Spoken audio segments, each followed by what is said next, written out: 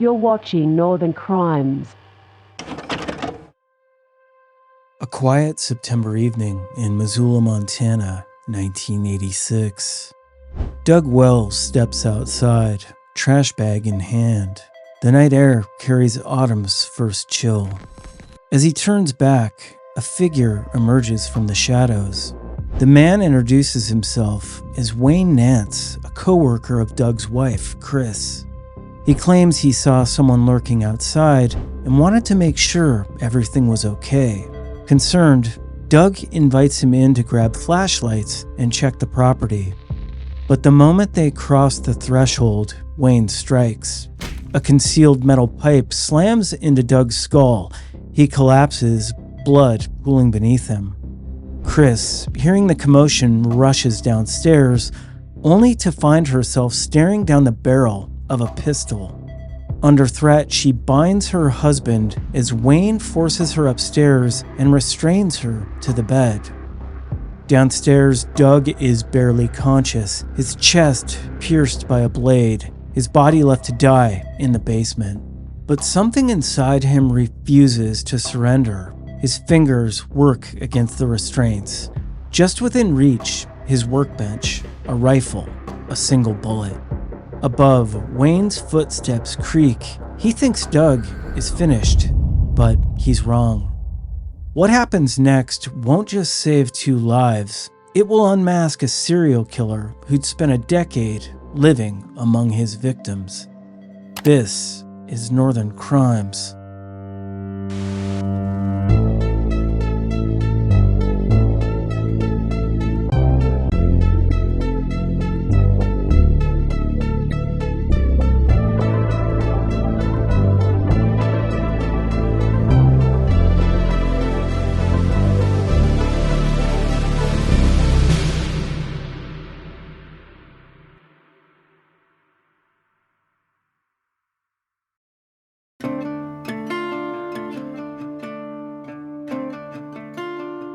Nestled in the northern Rocky Mountains, Missoula, Montana was the picture of small-town America in the 1970s and 80s. With about 30,000 residents, it was a place where people knew their neighbors, high school sports dominated weekend conversations, and many left their doors unlocked. Crime was an afterthought. The city's economy revolved around the University of Montana, the timber industry, and railroad operations. Downtown featured historic brick buildings housing family-owned businesses. Tree-lined streets stretched into quiet residential neighborhoods. Even as the logging industry declined in the 70s, Missoula retained its community feel and low-crime reputation. But behind this sense of security, an ominous force was emerging. A local teenager, seemingly unremarkable, was harboring very dark impulses. For over a decade, he moved unseen through the community, selecting victims, slipping into homes, and taking lives, all while maintaining the appearance of normalcy. No one realized that among them, a high school student was already becoming Montana's most elusive serial killer. His first victim was already in his sights, a woman whose only mistake was knowing him through her son. Her murder in 1974 would mark the beginning of a reign of terror that lasted more than a decade, until the night it all came crashing down.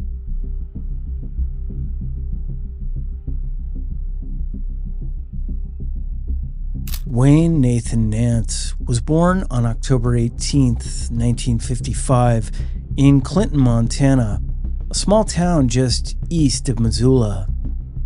His parents' relationship began when his mother, Charlene, was 16 and his father, George, was 24. It set the stage for a troubled home. Wayne was the second of 4 children, growing up alongside his older sister, Desiree, and younger siblings, William and Vida.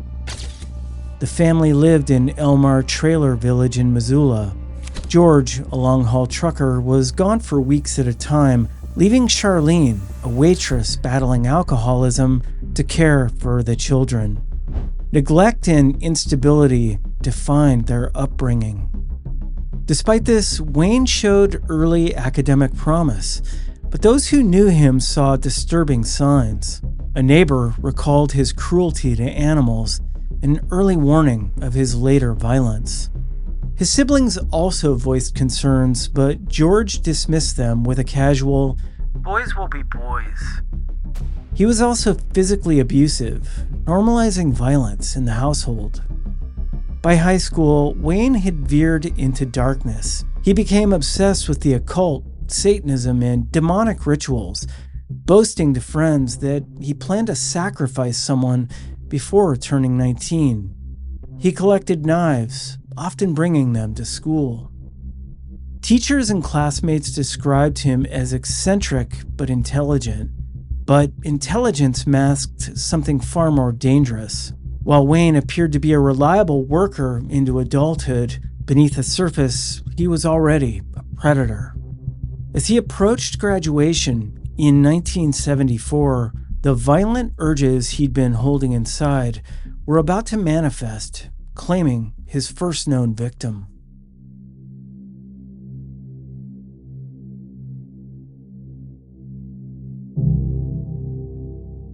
On April 11th, 1974, 39-year-old Donna Pounds returned to her West Riverside home after running errands. The house was quiet. Her husband, Harvey, was at work selling men's clothing. Their 20-year-old daughter was out, and their 12-year-old son was still at school. What Donna didn't know was that someone was already inside, waiting. When Harvey came home around 6 p.m., he immediately sensed something was wrong. White clothesline was tied to the four corners of each bed, blood stained the sheets, an empty gun holster lay discarded. Then, in the basement, he found her. Donna's body was beneath the stairs, a .22 caliber pistol next to her body. She'd been shot 5 times in the back of the head. The gun used belonged to Harvey, hidden in a secret compartment only someone familiar with the house would know about. 3 witnesses saw 18-year-old Wayne Nance at the Pounds home that day. One woman noticed something strange. He was carrying a black gym bag. The connection was immediate. Nance was a close friend of the Pounds' son, Kenny. He'd been inside the house before. He knew the layout. He knew where the gun was hidden. The day after the murder, Wayne branded a pentagram into his forearm with a heated coat hanger. He told friends he'd killed Donna to become a third-degree witch. They were terrified but too afraid to go to the police. Instead, they confided in their school principal. Investigators questioned Wayne and searched his home, where they found a black gym bag containing .22 caliber bullet casings matching those used to kill Donna. Despite this, authorities failed to build a strong case. Evidence was mishandled. Hair found at the scene was later lost. In June 1976, a grand jury considered charges. Wayne was flown in from San Diego, where he was in Navy training, and questioned for 7 hours. But the jury failed to reach a majority decision. Donna Pounds' murder would remain unsolved, and with no charges filed, Wayne was free to keep killing.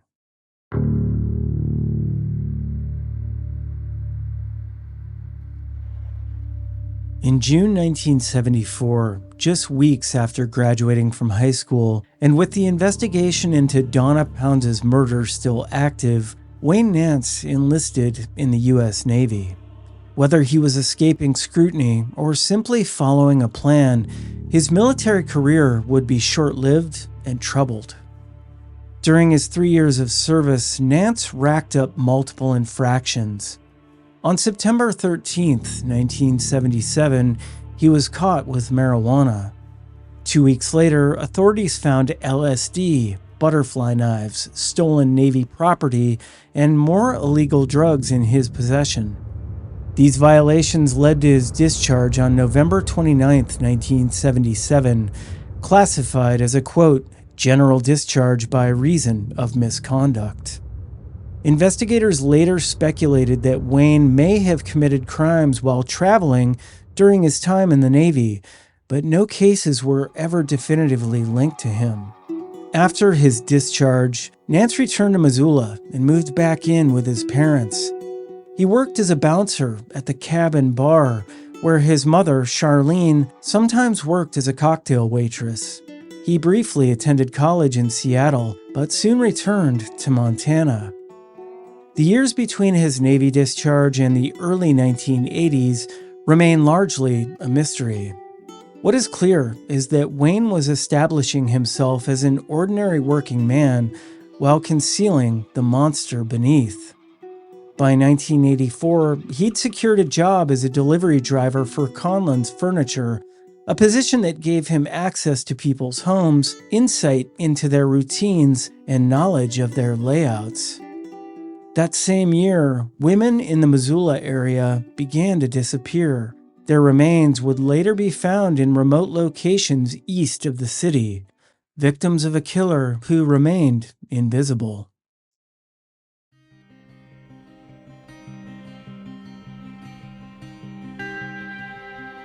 On February 27, 1980, construction workers made a grim discovery near Beavertail State Park, 26 miles east of Missoula. Against a chain-link fence near Interstate 90 lay the skeletal remains of a young woman. The body was so decomposed that identification was impossible. Investigators called her Betty Beavertail. The remains included a turtleneck sweater, a flower print dress, an earring, and a plastic bracelet. It would take 5 years before she was identified as 15-year-old Devonna Nelson, a runaway from Seattle who'd vanished in July 1978. While Wayne Nance was never definitively linked to her murder, the timing raised suspicions. He'd been in Seattle when she disappeared.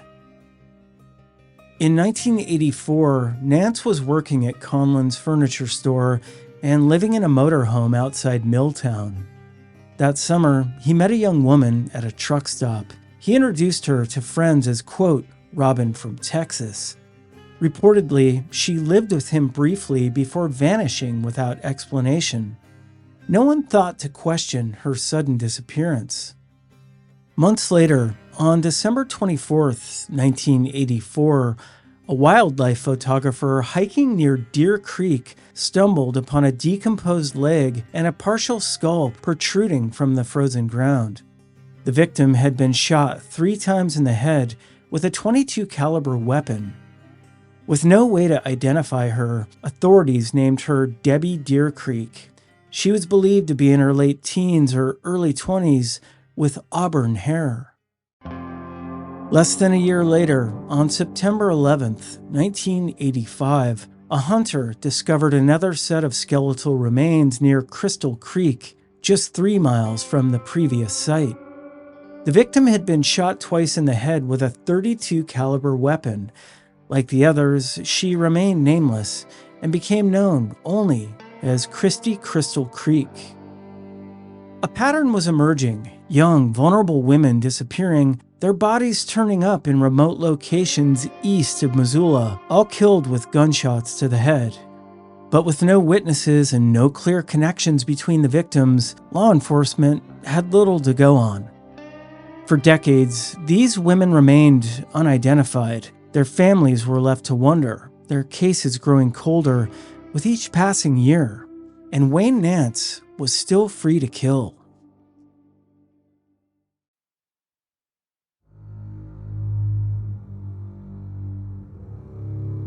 On December 12, 1985, Michael and Teresa Shook were at home in Hamilton, Montana. Michael, 34, was a teacher at Stevensville High School. Teresa, 32, was making holiday cookies while their 4 young children played nearby. Around 8 p.m., there was a knock at the door. When Michael answered, he found Wayne Nance standing outside. Days earlier, Nance had delivered furniture to their home. Now, he'd returned, but with a bizarre introduction. I'm Conan the Barbarian. as he pulled out a gun. Michael fought back, but the gun discharged, hitting Teresa in the leg. Nance overpowered Michael, tied him up, and locked the children in their bedroom. He took Teresa upstairs and bound her to the bed. Evidence later suggested he attacked her before taking her life with a knife. Then he returned to Michael, fatally wounding him in the chest. A neighbor later spotted a pickup truck resembling Nance's leaving the property, but hours later he came back. He ransacked the house, stealing a ceramic elk statue, a handmade hunting knife, and a collection of silver dollars. Before leaving, he set fire to the furniture, stopped the kitchen clock at midnight, knowing 4 children remained inside the smoke-filled house. The home's energy-efficient design slowed the fire, but it trapped toxic cyanide gas inside. As the smoke thickened, the children lost consciousness. The next morning, a family friend discovered the horrific scene and pulled the children to safety. The brutality of the crime shocked the community, but investigators had few leads. The case might have remained unsolved if not for what happened 9 months later in Missoula.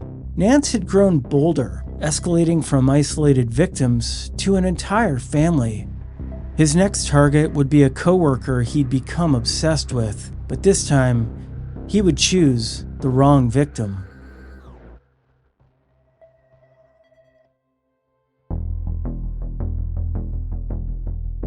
By September 1986, Wayne Nance's obsession with his coworker Chris Wells had reached a disturbing peak. As a manager at Conlon's Furniture, Chris had noticed his increasingly inappropriate behavior, drawing explicit pictures for her, overstepping boundaries. What she didn't know was that Nance had been stalking her for months, hiding in bushes, photographing her jogging route, compiling an album filled with obsessive notes. "I love you. I'm crazy about you. I want you to live with me." On the night of September 3rd, 1986, Wayne Nance's fixation turned deadly. The attack described in the opening scene of this video. After leaving Doug Wells gravely wounded in the basement, he returned upstairs to take control of the situation. But Nance had made a fatal miscalculation. Doug wasn't dead. Despite his injuries, Doug fought through the pain and worked to free himself. As a professional gunsmith, he knew his basement held a single chance at survival. He reached his workbench, found his rifle, and loaded the only bullet available. Too weak to make it up 2 flights of stairs, Doug needed a plan. He slammed the rifle butt against the wall, sending a loud, deliberate noise through the house, just enough to draw Nance's attention. It worked. Wayne stepped away from Chris, still restrained, and moved toward the basement. The moment he reached the threshold, gunfire. Doug's single shot struck him, stopping him in his tracks. But the fight wasn't over. Out of ammunition, Doug had no choice but to wield the rifle as a blunt weapon, forcing Nance back with sheer will and determination. Wounded but not giving up, Nance stumbled toward his own pistol and fired 3 times. 1 shot connected, but Doug refused to go down.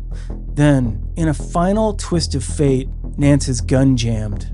Doug seized the moment, overpowering his attacker, and turned the weapon against him. By the time police and paramedics arrived, the attack was over. Doug and Chris Wells, though badly injured, had survived. Wayne Nance died the next day, September 4th, 1986.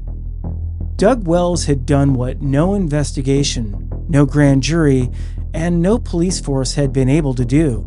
He'd stopped a predator who'd terrorized western Montana for over a decade.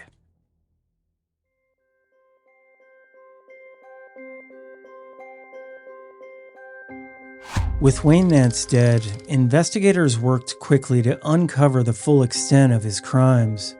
The first major break came from Bob Shook, the father of victim Michael Shook.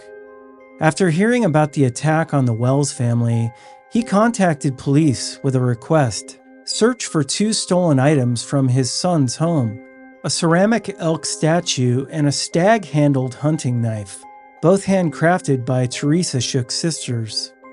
When officers searched Nance's home, they found both. The elk statue had been given to Nance's father as a Christmas gift, while the knife remained in his possession. This was undeniable proof linking Nance to the Shook murders. More disturbing discoveries followed. A photo album filled with surveillance-style photographs of Chris Wells surfaced. Images taken from hiding spots along her jogging route, captioned with handwritten notes professing obsession. Then came the most damning piece of evidence. A single strand of hair, later confirmed by DNA, belonged to Marcella Marcy Bachman, the missing teen Nance had once introduced to friends as, quote, Robin from Texas. This conclusively identified Debbie Deer Creek as one of Nance's victims. Investigators then turned back to the 1974 murder of Donna Pounds, where Nance had been questioned but never charged. Now, with fresh scrutiny, the evidence against him was overwhelming.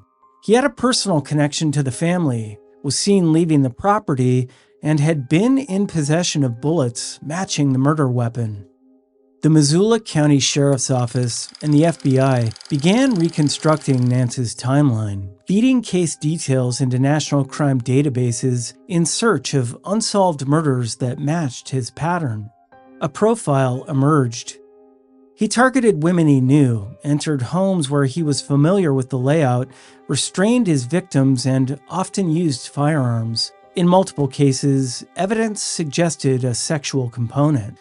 While he was never formally charged or convicted, law enforcement ultimately linked Nance to at least 6 murders. The true number remains unknown. One final development came decades later. In May 2021, DNA analysis finally identified Christy Crystal Creek as Janet Lee Lucas, solving a mystery that had haunted investigators for nearly 40 years. But it also raised a chilling question. Was she another one of Nance's victims? Given the location of her remains and the method of her murder, the answer may never be known.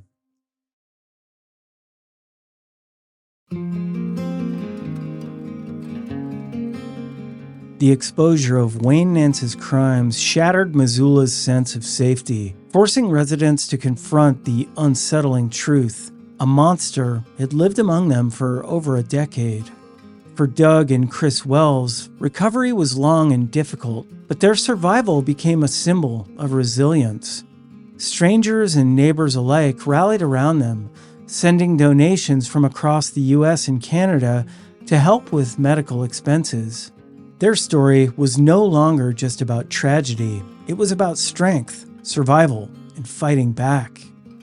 Doug's battle with Nance became the defining moment in stopping a killer no investigation, no grand jury, and no police force had been able to stop. His defiance in the face of death wasn't just survival, it was justice. For the families of Nance's victims, closure remained elusive. The Shook children grew up without their parents. The families of Donna Pounds, Devonna Nelson, Marcella Bachman, and Janet Lucas spent years, decades, wondering who'd stolen their loved ones. Forensic breakthroughs changed that. Bachman's identification in 2006 and Lucas's in 2021 proved that the past is never fully buried and that science continues to bring long-awaited answers. Genetic genealogy has revolutionized cold case investigations, offering hope that more unidentified victims may one day be named.